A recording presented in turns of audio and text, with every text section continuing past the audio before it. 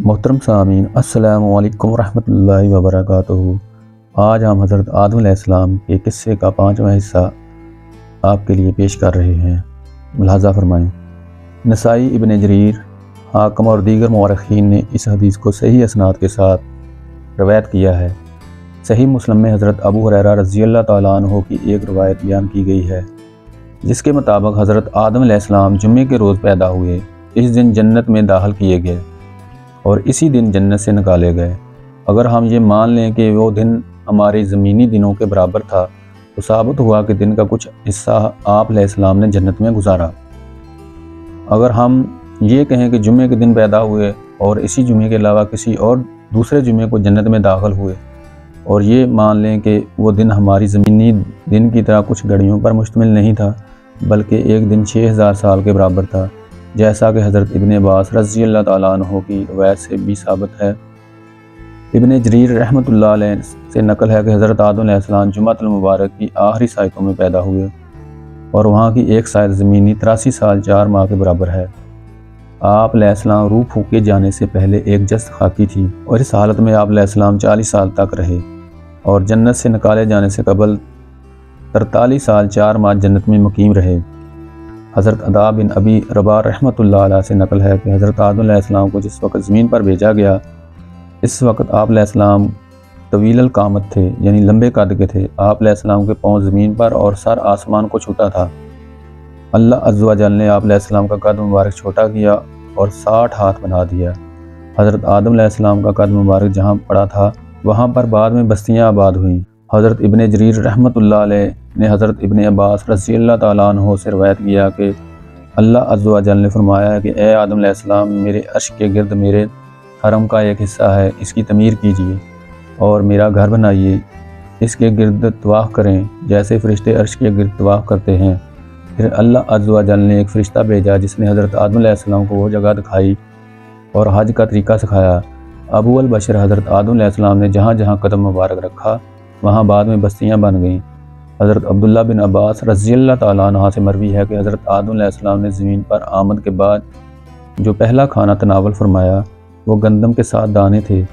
جب جبرائیل علیہ السلام لے کر آئے، حضرت آدم علیہ السلام نے حضرت جبرائیل علیہ السلام سے دریافت کیا کہ یہ کیا ہے؟ انہوں نے کہا یہ اسی درخت سے لائے گئے ہیں جس سے آپ علیہ السلام کو منع کیا گیا تھا۔ حضرت آدم علیہ السلام نے دریافت کیا کہ میں اس کا کیا کروں؟ حضرت جبرائیل علیہ السلام نے کہا کہ اسے زمین پر بکھیر دو۔ حضرت آدم علیہ السلام نے انہیں زمین پر بکھیر دیا۔ ان 7 دانوں کا وزن دنیا کے لاکھوں دانوں جتنا تھا۔ وہ اگ گئے۔ حضرت آدم علیہ السلام نے انہیں کاٹا، انہیں صاف کیا، انہیں پیسا اور پھر انہیں گھوندا، آٹا بنایا گیا، پھر اس آٹے کی روٹی بنائی گئی۔ ان تمام مراحل کے بعد حضرت آدم علیہ السلام تھک گئے تھے۔ اس کا ذکر اللہ عز و جل نے اپنی درجہ ذیل فرمان میں کیا ہے، سورہ طٰہٰ کی آیت نمبر 17۔ ایسا نہ ہو جائے کہ وہ تم دونوں کو جنت سے نکلا دے، پھر تم مشقت میں پڑو۔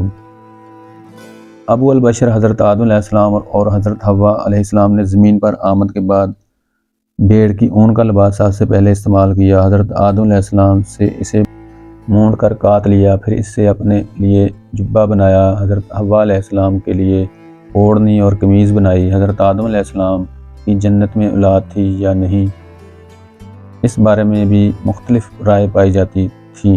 علماء کرام کی ایک جماعت کا قول ہے کہ جنت میں حضرت آدم علیہ السلام کی کوئی اولاد نہ تھی اور تمام بچے زمین پر پیدا ہوئے۔ علماء کرام کی دوسری جماعت کا قول یہ ہے کہ قابیل اور اس کی جڑواں بہنیں دونوں جنت میں پیدا ہوئی تھیں۔ مفسرین کرام نے لکھا ہے کہ حضرت آدم علیہ السلام کے ہاں جڑواں بچے پیدا ہوئے، ایک لڑکا ہوتا تھا اور ایک لڑکی ہوتی تھی۔ اللہ عز و جل کے حکم سے ہر لڑکا اپنے ساتھ پیدا ہونے والی لڑکی کا جوڑا تھا۔ یہ سلسلہ عرصہ دراز تک جاری رہا۔ کسی کے لیے ساتھ پیدا ہونے والی بہن سے نکاح کرنا جائز نہ تھا۔ حضرت امام جعفر بن جریر رحمۃ اللہ علیہ نے یہ روایت نقل کی ہے کہ حضرت آدم علیہ السلام کے 20 بچے ہوئے جو تمام کے تمام حضرت حوا علیہ السلام سے پیدا ہوئے۔ یہ تمام بچے جڑواں تھے۔ ابن اسحاق نے بھی یہی تعداد بیان کی ہے اور انہوں نے ان کے نام بھی لکھے ہیں۔ کچھ مفسرین کا کہنا ہے کہ حضرت حوا علیہ السلام 120 مرتبہ حاملہ ہوئی اور 240 بچے پیدا ہوئے۔ سب سے بڑا لڑکا قابیل اور لڑکی کلیمہ تھی۔ سب سے آخری لڑکا عبد الغمیس اور لڑکی امت الغمیس تھی۔ پھر یہ بچے زمین پر دور دراز پھیل گئے۔ پھر یہ بچے زمین پر دور دراز پھیل گئے اور تعداد میں بڑھتے چلے گئے۔ قرآن مجید میں ارشاد باری تعالیٰ ہوتا ہے، سورہ نساء کی آیت نمبر 1، ترجمہ ملاحظہ فرمائیں۔ اے لوگو، اپنے رب سے ڈرو جس نے تمہیں ایک جان سے پیدا کیا اور اسی میں سے اس کا جوڑا بنایا اور ان دونوں سے بہت سے مرد اور عورتیں پیدا کیے۔ مورخین لکھتے ہیں کہ حضرت آدم علیہ السلام اپنے وصال سے پہلے اپنی اولاد پھر ان کی اولاد میں سے 4 لاکھ افراد دیکھے، واللہ عالم۔ قرآن مجید میں ارشاد باری تعالیٰ ہوتا ہے، سورہ اعراف کی آیت نمبر 189 تا 190۔ وہ رب ہے جس نے تمہیں ایک جان سے پیدا کیا اور اسی میں سے اس کا جوڑا بنایا تاکہ اس سے چین پاؤ۔ پھر جب مرد ڈانپ لیتا ہے عورت کو تو وہ حاملہ ہو جاتی ہے، ہلکے سے حمل سے پھر چلتی پھرتی رہتی ہے اس کے ساتھ۔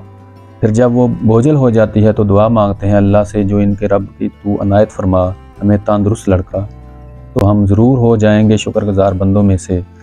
بس اللہ انہیں عطا کرتا ہے تندرست لڑکا تو دونوں اللہ کا شریک بناتے ہیں اس میں جو اس نے انہیں دیا، تو بلند و برتر ہے جنہیں وہ شریک بناتے ہیں۔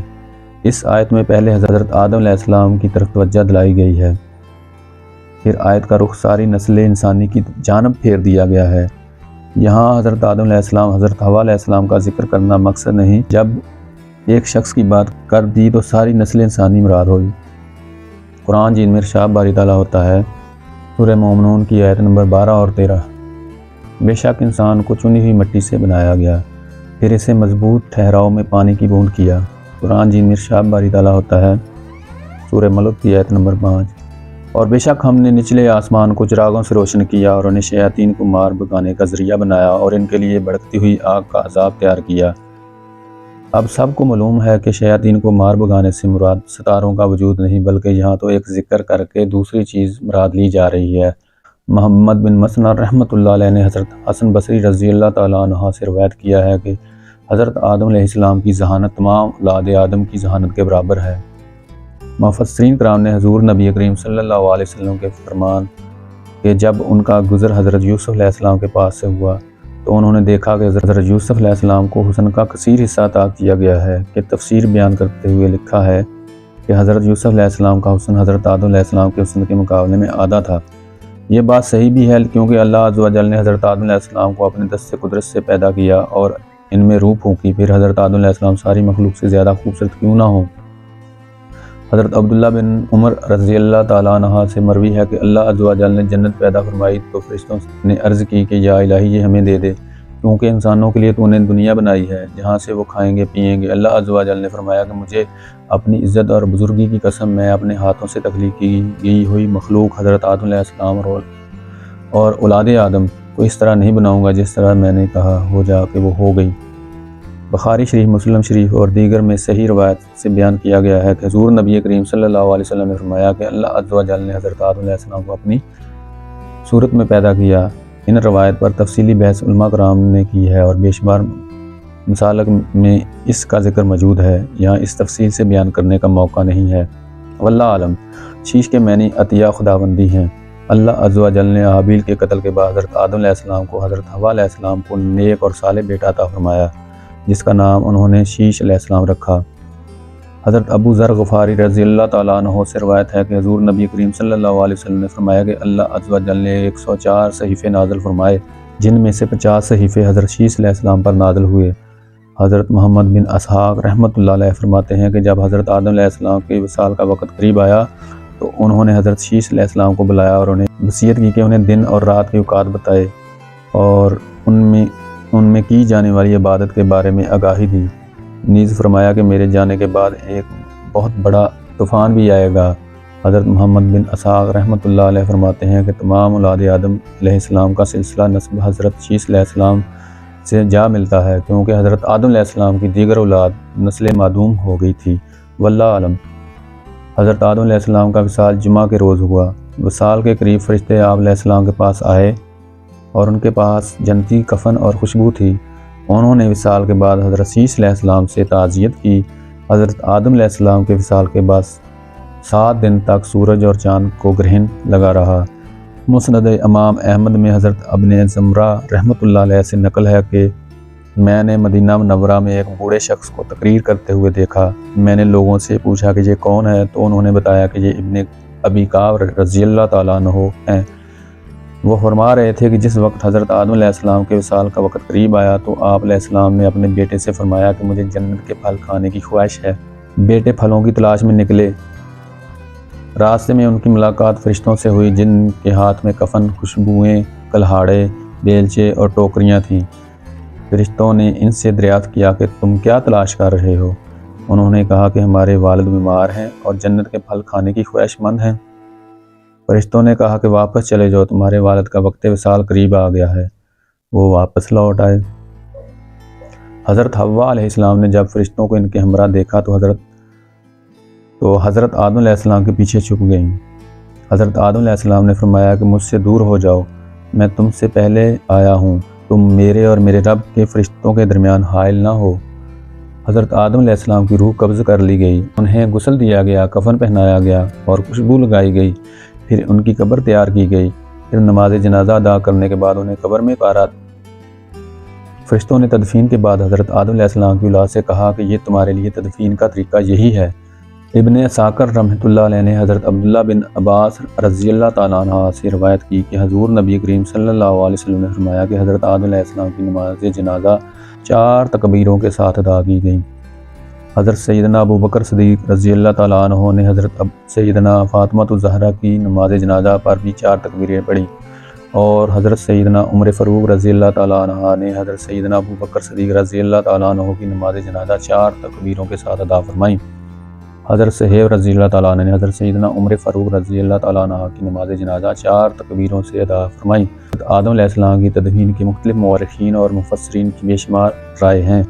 ایک روایت کے مطابق حضرت آدم علیہ السلام کو ہند میں اسی پہاڑ کے نزدیک دفن کیا گیا جہاں آپ علیہ السلام زمین پر اترے تھے۔ ایک روایت کے مطابق آپ علیہ السلام کو مکہ مکرمہ کے نزدیک جبل ابو قبیس کے نزدیک دفن کیا گیا۔ ابن جریر کی روایت کے مطابق جب طوفان نوح آیا تو اس وقت حضرت آدم علیہ السلام اور حضرت حوا علیہ السلام کے تابوت کو بیت المقدس میں دفن کر دیا گیا۔ ابن اساکر کی روایت کے مطابق حضرت آدم علیہ السلام کا سر مبارک مسجد ابراہیم کے نزدیک ہے اور باقی جسم مبارک بیت المقدس کے نزدیک ایک چٹان کے پاس مدفون ہے۔ حضرت حوا کا وصال حضرت آدم علیہ السلام کے وصال کے قریباً 1 سال بعد ہوا۔ حضرت آدم علیہ السلام کی عمر مبارک کے متعلق بھی مورخین اور مفسرین کی مختلف رائے ہیں۔ حضرت ابو ہریرہ رضی اللہ تعالیٰ عنہ کی مختلف روایات کے لوح محفوظ ہیں۔ حضرت ابو ہریرہ رضی اللہ تعالیٰ عنہ کی مختلف روایات ہیں کہ لوح محفوظ پر حضرت آدم علیہ السلام کی عمر مبارک 1000 سال تحریر تھی۔ تورات کی روایت کے مطابق حضرت آدم علیہ السلام کی عمر مبارک 930 سال تھی۔ حضرت عطاء خراسانی رحمۃ اللہ علیہ فرماتے ہیں کہ حضرت آدم علیہ السلام کا وصال ہوا، اس وقت ساری مخلوق 7 دن تک گریہوزاری کرتی رہی۔ حضرت آدم علیہ السلام کے وصال کے بعد حضرت شیس علیہ السلام نے سارے امور کی نگہبانی شروع کر دی۔ محترم سامعین، حضرت آدم علیہ السلام کے قصے کے اختتام پر نیکسٹ ویڈیو حابیل اور قابیل آپ کے لیے پیش کریں گے۔ اگر آپ ہمارے چینل پر نئے ہیں تو پلیز چینل کو سبسکرائب کریں، لائک کریں، کمنٹس کریں اور بیل آئیکن کو پریس کر لیں تاکہ ہر نئی ویڈیو کا نوٹیفیکیشن آپ کو ملتا رہے۔ جزاک اللہ۔